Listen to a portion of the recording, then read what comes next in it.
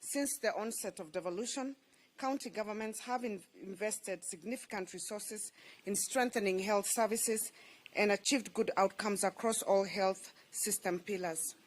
We have stepped up health facility infrastructure and equipment, increased focus on healthcare workforce, and increased budgets allocated at county level to health services. Today, we have a keen focus on primary healthcare and community health services. This launch, Your Excellencies, ladies and gentlemen, goes a long way in improving the capacity of our health system across all 47 counties. As such, the Council of Governors is glad to be part of this flagging off. The universal health coverage agenda is the hallmark of the Kenya Kwanza government's commitment to improve the well-being of Kenyans by ensuring that people have access to the health care they need without suffering financial hardship. This afternoon, we are engaged in a very important event that is of utmost importance and significance for a number of critical reasons. The most important is, of course, the fact that every intervention in the provision of health care to the people of Kenya is of fundamental importance to the government and the people of Kenya. Our commitment goes beyond the traditional delivery of health services as a public good. The provision of universal health comes out of the recognition of the singular opportunity to intervene radically and make healthcare inclusive, accessible, affordable, and of very good standard. A healthy nation is a foundational constitutional expectation, and the right to the highest attainable standards of health is an entitlement of every citizen. Further, low access and inadequate access to health care facilities due to inadequate infrastructure and high costs has subjected many people to great suffering.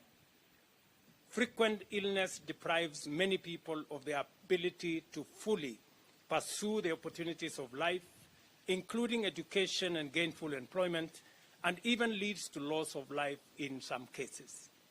Medical expenditure is also a notorious driver of poverty, robbing countless households of incomes and savings. Our universal health care commitment is therefore an integral component of the bottom-up transformation agenda.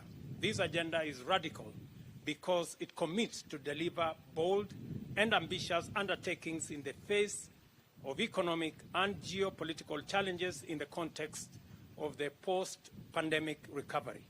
Consequently, it has become imperative to augment traditional governance with innovation and a strong measure of imagination for service delivery to meet the needs of a new but also a difficult moment.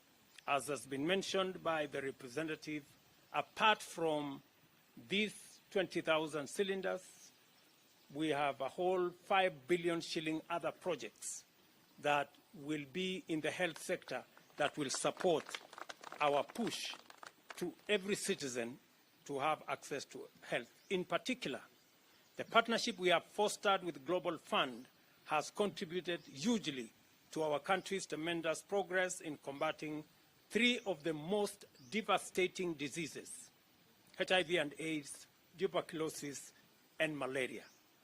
By investing more than $1.8 billion in the past 2 decades in strengthening of health service delivery, infrastructure, and community systems, the Global Fund has facilitated high-impact strategic health programs in our country.